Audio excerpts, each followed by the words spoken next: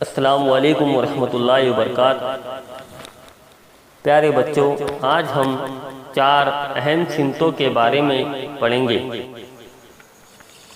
Video पसंद आए तो लाइक करें, शेयर करें और सब्सक्राइब ज़रूर करें। मशरिक़, मग़रिब, शुमाल और जुनूब, ये 4 अहम सिमतें हैं। इन्हें किस तरह पहचानेंगे? सूरज जिस सिमत से निकलता है वो मशरिक़ है।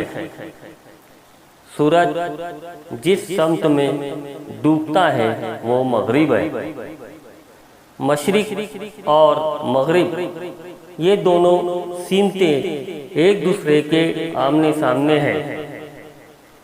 मशरिक़ की सिमत रुक करके खड़े रहे तो मग़रिब की समत हमारे पीछे होगी।